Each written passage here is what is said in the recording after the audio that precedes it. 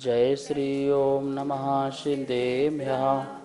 जय श्री महावीराय नमः। जय श्री परम्पराचार्य गुरुवे नमः। जय श्री उमा स्वामी गुरुवे नमः। जय श्री शांति सागर गुरुवे नमः। जय श्री विद्यानंद गुरुवे नमः। मोक्षमार्गस्य नेतारं वेत्तारं कर्मभूभृतां ज्ञातारं विश्वतत्त्वानां वन्दे तद्गुणलब्धये। मङ्गलं भगवान् वीरो मङ्गलं गौतमो गणी मङ्गलं कुन्दकुन्दार्यो जैनधर्मोऽस्तु मङ्गलम्। तत्वार्षूत परम मांगलिक ग्रंथ है। आचार्य कुंद के पट्ट शिष्य आचार्य उमा स्वामी द्वारा विक्रम की प्रथम शताब्दी में इसे लिखा गया। संस्कृत इसकी भाषा है, सूत्रात्मक इसकी शैली है, 10 अध्यायों में विभाजित है, 7 तत्वों का वर्णन है। हम सभी लोग तृतीय अध्याय में जम्बू द्वीप में पाए जाने वाले कुलाचल क्षेत्र, सरोवर, कमल, उसमें बहने वाली नदियाँ और अनेक प्रकार की उनके विस्तार आदि के बारे में जानकारी ली थी। 24 नंबर के सूत्र में देखा था कि भारत क्षेत्र का विस्तार कितना है, तो 526 6/19 इस प्रकार से यह निकल के आया था। इसमें जो बटा शब्द है कहाँ से लेना है, जो सूत्र में भागहा शब्द दिया है भागहा, तो उससे लेना है। भाग मतलब वहाँ बटा करना है। 6/19 एक योजन के 19 जितने भाग हैं उस भाग में से 6/19 जो है यहाँ इसको ग्रहण करना है। तो इस प्रकार से भारत क्षेत्र का विस्तार हुआ।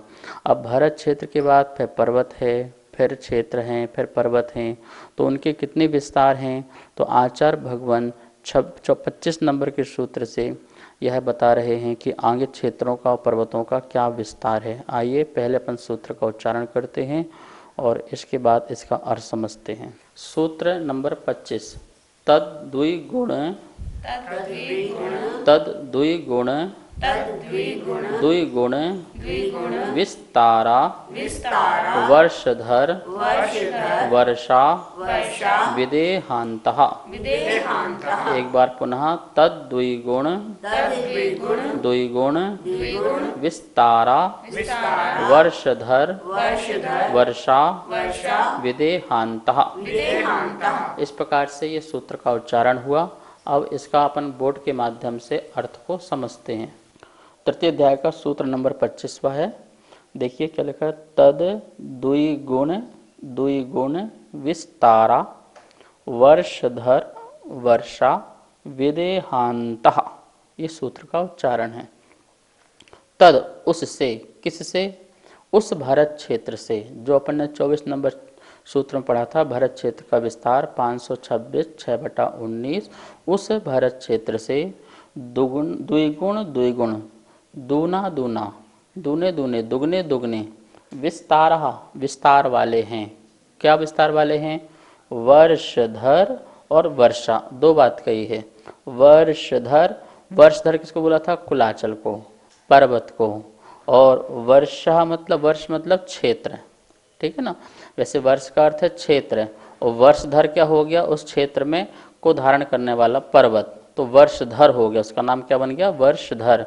तो पर्वत और क्षेत्र कैसे हैं? दुगने विस्तार वाले हैं। देखिए उस भारत क्षेत्र से जो पर्वत, क्रम से लगाइए, वर्षधर और वर्षा। वर्षधर मतलब पर्वत और क्षेत्र मतलब पर्वत क्षेत्र कैसे हैं? भरत क्षेत्र से दुगने विस्तार वाले हैं। आगे जाकर के दुगने आप करते जाइए एक दूसरे से, तो वह उनका विस्तार सामने आ जाएगा। पर कहाँ तक दुगना करना है? तो इन्होंने यहाँ पे बता दिया विदेह अंतः मतलब विदेह क्षेत्र पर्यंत तक आपको करना है। अंत विदेह तक लेना है। विदेह क्षेत्र के बाद आगे दुगना नहीं करना है। क्यों? क्योंकि जैसा दक्षिण भाग में व्यवस्था है, वैसी उत्तर भाग में व्यवस्था है जम्बूद्वीप में। इसलिए अपन को कहाँ तक ले जाना है, विदेह क्षेत्र तक दुगना दुगना करते हुए इस विस्तार को ले जाना है। इस प्रकार से यहाँ पर अपन ने इस सूत्र के माध्यम से सूत्र का अर्थ देखा। जम्बूद्वीप की यह संरचना आप देख रहे हैं, और अपन ने देखा था ये भरत क्षेत्र है, ये पर्वत है, फिर एक क्षेत्र है, फिर पर्वत है, फिर एक क्षेत्र है, फिर पर्वत है, और ये पूरा क्षेत्र। इस प्रकार से पूरा 6 पर्वत और 7 क्षेत्र थे। और यहाँ जो सूत्र में समझाया गया है कि जो ये भरत क्षेत्र है, ये पूरा का पूरा भरत क्षेत्र है, ये 526 6/19 है। इससे दुगना जो ये वाला जो पर्वत है, ये कौन सा पर्वत, यहाँ देखिए हिम्मन नाम का पर्वत है। क्षेत्र के बाद एक पर्वत आएगा, तो ये हिम्मन नाम का पर्वत है। इस 526/6/19 से दुगना है। और इससे दुगना जो ये वाला जो क्षेत्र है, ये कौन सा हेमवत क्षेत्र है। ये हेमवत क्षेत्र जो है ये इससे दुगना विस्तार वाला है। अब इस हेमवत क्षेत्र से दुगना विस्तार वाला जो ये पर्वत है, कौन सा, महाहिम्मन नाम का पर्वत है, ये उससे दुगना है। ये महाहिम्मन नाम का जो पर्वत है, इससे दुगना जो ये क्षेत्र है, कौन सा क्षेत्र है, हरि क्षेत्र है। ये हरि क्षेत्र उससे दुगना विस्तार वाला है।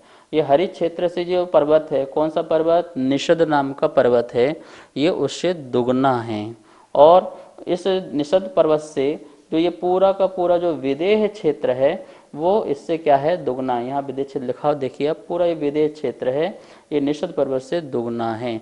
इस प्रकार से आप एक दूसरे से दुगना दुगना करते जाइए, कहाँ तक, विदेहांतः, विदेह अंत, जहाँ जिस क्षेत्र में विदेह अंत में हो वहाँ तक ही आपको दुगना दुगना करना है। फिर इसके बाद आपको दुगना नहीं करना है। फिर तो जो ये है वो इसका माप है, जो ये वाला क्षेत्र है वो इस क्षेत्र का माप है। इस प्रकार से ये जो पूरी रचना जो है, ये पूरी की पूरी उत्तर तरफ जो है वो रचना जो है बराबर है, तुल्य है, सामान्य है। ठीक है ना। तो इस प्रकार से यहाँ पर अपन ने ये देखा कि कहाँ कहाँ अपन को दुगना करना है और कहाँ तक दुगना करना है। यहाँ पर आप देखेंगे, यहाँ पर पूरा विस्तार लिखा हुआ है। जो अपन ने दुगना दुगना किया है वो किस प्रकार से दुगना करना है। देखिए, एक भरत क्षेत्र और हिम्मन और हेमवत क्षेत्र, इस प्रकार से क्रम से लिखा है। एक क्षेत्र, एक पर्वत के नाम क्रम से लिखे हुए हैं, और उसके बाजू में ही विस्तार लिखा हुआ है। अब उस विस्तार को अपन को दुगना दुगना कैसा करना है, तो ये चीज़ भी अपन सीख लेते हैं। भरत क्षेत्र में 526 6/19 ये पहला भरत क्षेत्र का विस्तार है। अब 526 को अपन यदि दुगना करते हैं तो कितना हो जाएगा, 1052। ठीक है ना, 1052 हुआ। और 6/19 था, तो 19 तो बढ़ेगा नहीं, क्योंकि वो अपन ने किया है एक वजन के जो 6/19वां भाग किया है, तो 19 नहीं बढ़ेगा। जो उसके ऊपर जो संख्या है, 6 संख्या है, वो 6 संख्या को अपन दुगना कर देंगे, 6 दूनी 12 हो जाएगा।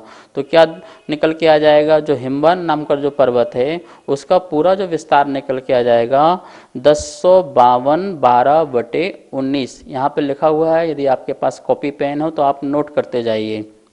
फिर इसके बाद हेमवत नाम का क्षेत्र का विस्तार जो है वो 1052 से अपन दुगना करेंगे तो वह 2104 होगा। लेकिन अपन वहाँ पे 1224 को, जो 12/19 था, तो 12 को दुगना करेंगे तो 24 हो जाएगा। वो 19 से ऊपर हो रहा है, इसलिए वहाँ पर एक वजन किस में जुड़ जाएगा, 2105 हो जाएगा। ठीक है ना।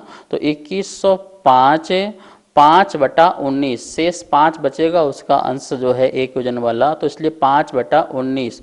तो जो हेमवत क्षेत्र है उसका टोटल विस्तार निकल के कितना आ गया, 2105 5/19। अब उसके बाद एक महाहिम्मन नाम का पर्वत है, वो इससे दुगना विस्तार वाला है। तो अब 2105 5/19 को आप दुगना कीजिए, तो 2105 को यदि दुगना करोगे तो कितना हो जाएगा, 4210। और 5/19 में जो 5 उसको दुगना करेंगे तो कितना हो जाएगा, 10। तो 10/19। इस प्रकार से वहाँ महाहिम्मन नाम का जो है विस्तार हो जाएगा। हरि, इसके बाद हरि क्षेत्र आएगा। तो हरि जो क्षेत्र है उसका विस्तार कितना होगा, तो आप 4210 को दुगना कीजिए तो कितना हो जाएगा, 8421 20 होगा, क्योंकि अपन वहाँ पे 10 दूनी 20 करेंगे तो वहाँ पे फिर 19 से ऊपर हो जाएगा। तो एक वहाँ शेष बचेगा, एक वजन यहाँ जोड़ लिया जाएगा, तो कितना हो जाएगा, 8421 हो जाएगा। और यहाँ 1/19 19 भाग हो जाएगा। इस प्रकार से हरित क्षेत्र हो गया। निषद पर्वत में क्या होगा, तो हरित क्षेत्र पर्वत से दुगना होगा, तो निषद का कितना माप निकल के आ जाएगा, 16,842 16,842 निकल के आया, और एक का दुगना कर लेंगे 2/19, ये विस्तार निकल के आ जाएगा। और निषद जो पर्वत है उसका दुगना करेंगे विदेह क्षेत्र के लिए, तो उसका विस्तार कितना निकल के आ जाएगा, 33,684, 4/19, 2 का दुगना 4 हो जाएगा, 4/19। इस प्रकार से अपन ने विदेह क्षेत्र तक क्या किया, अपन ने इसको दुगना दुगना दुगना करते आए।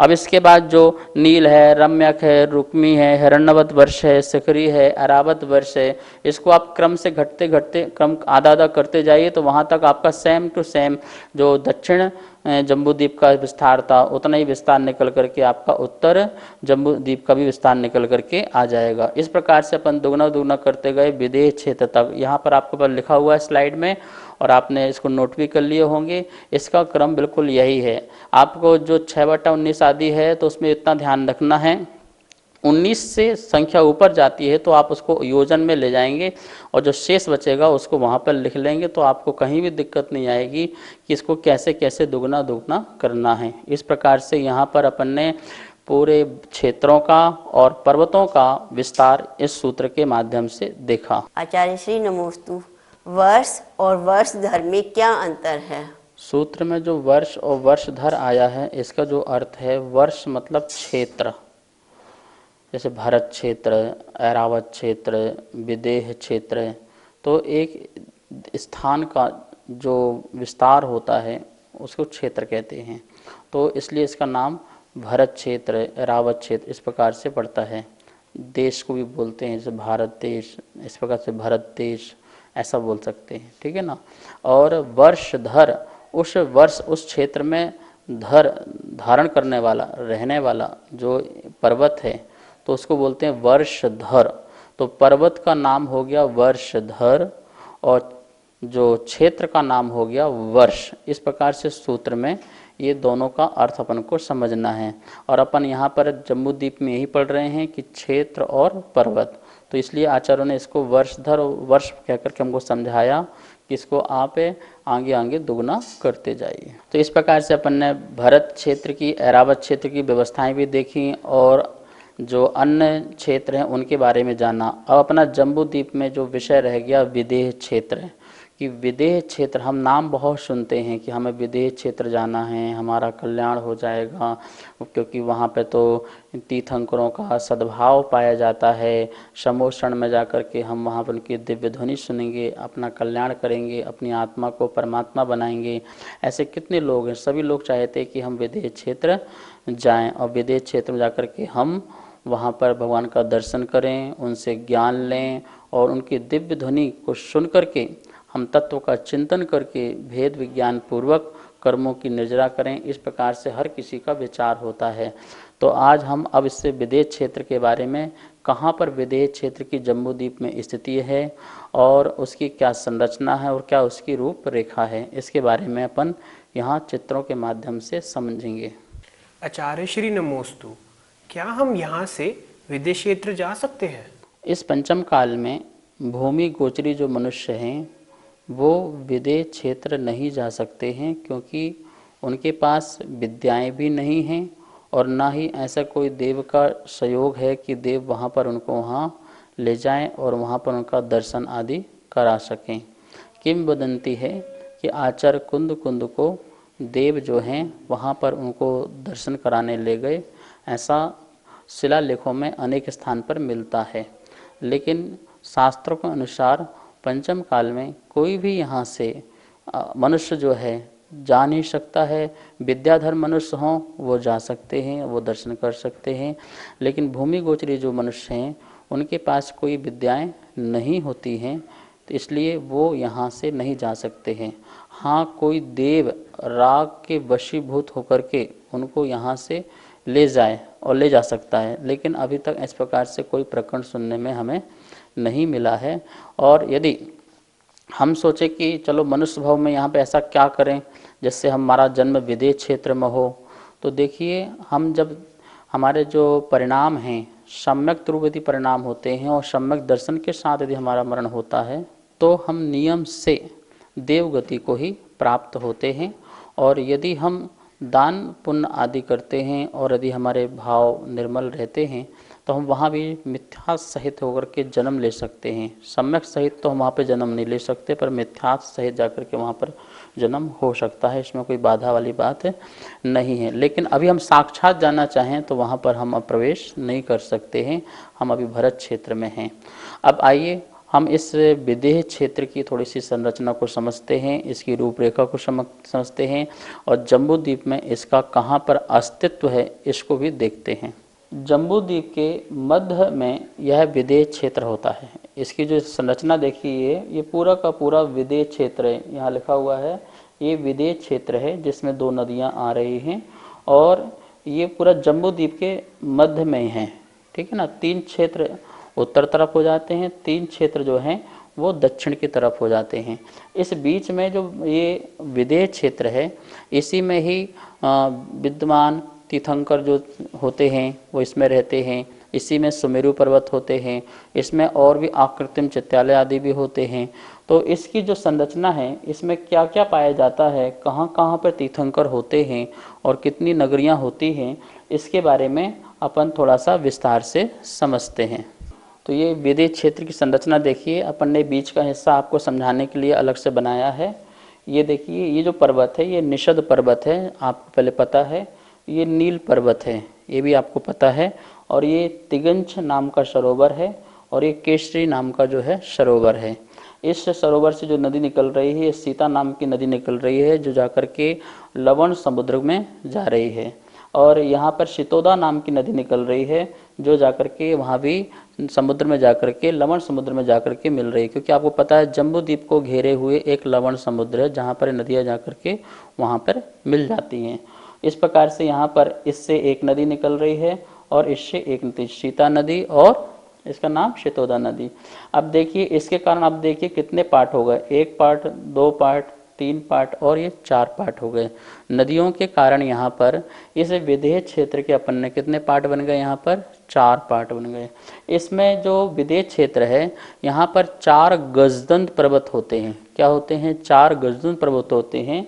जो ये बीच में अपन देख रहे हैं सुमेरु पर्वत, जो पहले आपको बताया था कि इसका जो पूरा का पूरा विस्तार है जड़ से और चूलिका तक 1,40,000 योजन की है।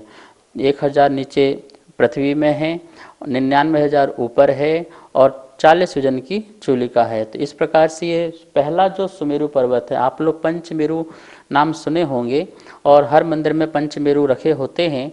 वह पहला जो मेरु है सुदर्शन मेरु, उसका नाम क्या है? सुदर्शन मेरु। अभी पंचमेरु में पहला मेरु लेंगे बीच वाला मध्य वाला, तो उसका नाम कौन सा है? सुदर्शन मेरु है। और ये सुदर्शन मेरु जो है ये विदेह क्षेत्र में, जम्बू द्वीप के विदेह क्षेत्र के मध्य में यह सुमेरु पर्वत पाया जाता है। अब इसमें जो है 4 गजदंत पर्वत होते हैं, उसकी स्थिति को अपन इस चित्र में देखते हैं। तो यहाँ पर आप देख रहे होंगे 4 गजदंत पर्वत हैं, 2 उत्तर की तरफ और 2 दक्षिण की तरफ। ये अपन को इसको बोलेंगे पूर्व विदेह, इसको बोलेंगे अपन पश्चिम विदेह। ये वाला जो पार्ट है पूरा ये पूर्व विदेह कहलाएगा, ये वाला पार्ट जो है वो पूरा पश्चिम विदेह कहलाएगा। ये दिशा जो है वह नॉर्थ की है, ये दिशा जो है साउथ की है। तो ये वाले जो पर्वत हो गए वो नॉर्थ की तरफ और ये वाले जो पर्वत हो गए वो साउथ की तरफ। ये बीच में सुमेरु पर्वत है। तो ये एक गजदंत पर्वत, दूसरा गजदंत पर्वत जो सुमेरु पर्वत के पास जड़ के पास आकर के मिल रहा है, और एक सुमेरु पर्वत, एक गजदंत पर्वत यहाँ पर है और एक गजदंत पर्वत यहाँ पर। इस प्रकार से एक मेरु संबंधी 4 गजदंत पर्वत होते हैं। इनका नाम गजदंत क्यों पड़ा हुआ है? क्योंकि देखिए जैसे हाथी के जैसे दांत होते हैं वैसे ही आपको ये पर्वत दिखाई दे रहे होंगे। आपने हाथी के दांत कभी बड़े देखे हों बाहर निकले हुए, तो इसी प्रकार से ये पर्वत भी आपको दिखाई दे रहे होंगे, इसलिए इसका नाम क्या पड़ा है? गजदंत पर्वत पड़ा हुआ है। आप देखिए इनके कारण पूरा का पूरा जो है ये जो विदेह क्षेत्र है ये पूरा का पूरा ये 4 पार्ट में विभाजित हो जाता है, ठीक है ना। ये जो नदियां हैं, सीता नाम की नदी है और ये शितोदा नाम की नदी है, ये गजदंत पर्वत के नीचे से जा रही है। एक गुफा है, सुरंग है, उसके नीचे से यह जल की धारा बह रही है और आकर के लवण समुद्र में आदि मिल रही है। अब अपन देखेंगे कि यहाँ की जो भूमि है, ये जो यहाँ पर भूमि है और यहाँ की जो भूमि है, वो भूमि कौन सी भूमि कहलाती है। तो ये जो भूमि है पूरी की पूरी यहाँ की, देखिए आप ध्यान से देखिए, इसको बोलते हैं उत्तर कुरु। कौन सी भूमि है ये? उत्तर कुरु। ये वाली जो भूमि है इसको बोलते हैं देव कुरु। उत्तर कुरु और देव कुरु, यह होती है उत्कृष्ट भोग भूमि। क्या नाम होता है इसका? भोग भूमि अपन ने पढ़ी थी। अपन ने बाकी क्षेत्रों में देखा था, जघन्य भोग भूमि देख लिया था, मध्यम भोग भूमि देख ली थी, पर उत्कृष्ट भोग भूमि कहाँ पर है? शाश्वत वाली जम्बूद्वीप में।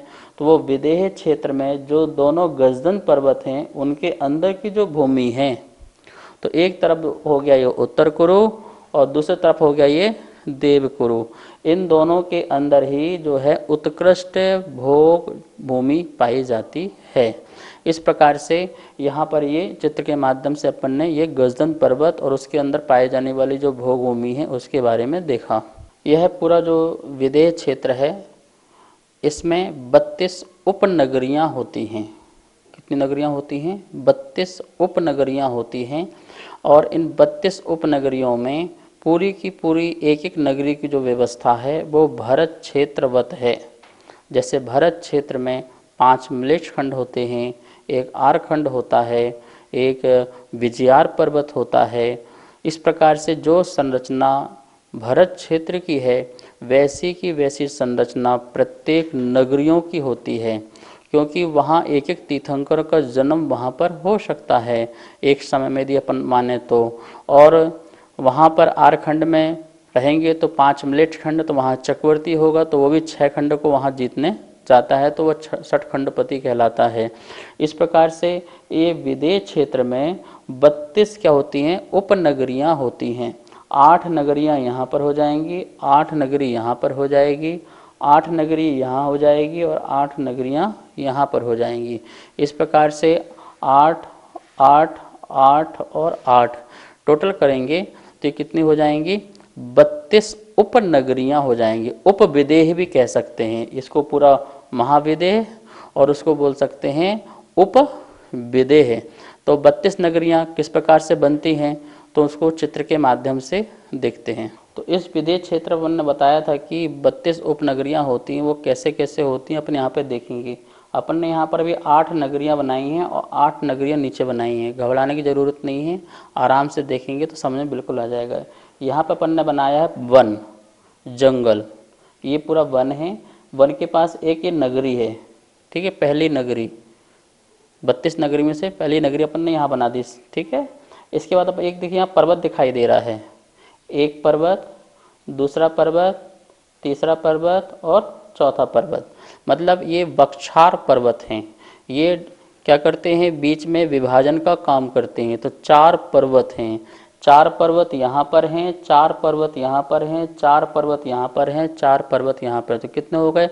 एक महाविदेह में कितने हो गए? 16 जम्बूद्वीप संबंधी वक्षार पर्वत हो गए, ठीक है ना। अब देखिए यहाँ पर अपन ने जंगल बनाया, ये एक नगरी बन गई बिल्कुल भरत क्षेत्र जैसे। फिर ये वक्षार पर्वत है, क्या नाम है इसका? वक्षार पर्वत है। फिर ये दूसरी नगरी बन गई। फिर इसके बाद यहाँ पर नदी आई। नदी कितनी है? एक नदी, 2 नदी और तीसरी नदी। इसमें 4 पर्वत और 3 नदी। नदी का नाम है विभंगा नदी। क्या नाम है? विभंगा नाम की नदी होती है जो यहाँ पर पाई जाती है। तो एक नगरी, पर्वत, फिर नगरी, फिर एक क्या है? नदी है। फिर नगरी है तीसरे नंबर की, फिर वक्षार पर्वत है, फिर यहाँ पर नगरी है, फिर इसके बाद नदी आ गई जो ऊपर से नीचे तक यहाँ पर आ रही है। ऊपर से आ रही है पर्वत से और यहाँ पर नदी में आकर के मिल रही है। इसी प्रकार से फिर ये पर्वत आ गया, फिर नदी आ गई। इस प्रकार से यहाँ पर क्या होगा? 4 वक्षार पर्वत और 3 विभंग नदी के मध्य में यहाँ पर कितनी नगरियाँ हो गई? 8 नगरियाँ हैं। इसी प्रकार ये रचना सेम टू सेम यहाँ बना लेंगे तो यहाँ 8 यहाँ हो जाएंगी, 8 यहाँ पर हो जाएंगी और 8 यहाँ पर हो जाएंगी। मतलब कि पश्चिम की तरफ जो है 16 नगरियाँ हो जाएंगी और पूरब की तरह कितनी हो जाएंगी? 16 नगरियाँ हो जाएंगी। इस प्रकार से 32 जो है उप विदेह या नगरियां वहाँ पर विदेह क्षेत्र में होती हैं, जहाँ पर तीर्थंकर जो हैं एक साथ 32 में भी हो सकते हैं, और नहीं तो कम से कम 4 तीर्थंकर तो यहाँ होंगे। इनमें से किसी एक में एक, इनमें से किसी एक में एक, और इन 8 नगरी में से किसी में एक, और इन 8 नगरी में किसी में से एक, मतलब 4 तीर्थंकर तो सदा मौजूद यहाँ पर रहेंगे जम्बू द्वीप संबंधी विदेह क्षेत्र में। इस प्रकार से अपन ने अब विदेह क्षेत्र के बारे में थोड़ा बहुत समझा, और जो इसके बारे में जानकारी होगी इसको अपन कल के विषय में और देखेंगे। हम सभी लोग जनवाणी स्तुति करेंगे।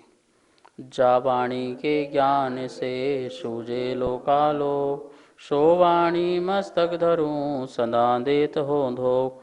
हे जिन वाणी भारती तो हे जपो दिन रेन, जो तेरा शरणा धरे सो पावे सुख चैन। सभी को बहुत बहुत मंगल आशीर्वाद। जय जिनेन्द्र। जैसा कि आप सभी यहाँ पर देख रहे हैं, आचार्य श्री के द्वारा जैन पाठशाला में तत्वार्थ सूत्र का सरलीकरण करके चित्रों और स्लाइडों के माध्यम से जो अध्ययन कराया जा रहा है, उसी अध्ययन का यहाँ पर चित्रों स्लाइडों के माध्यम के साथ में यह पुस्तक यहाँ पर प्रिंट होकर के प्रथम अध्याय की पुस्तक हमारे पास में आ चुकी है। जो भी महानुभाव इस पुस्तक को मंगवाना चाहते हैं, नीचे दिए गए नंबर पर आप संपर्क कर सकते हैं।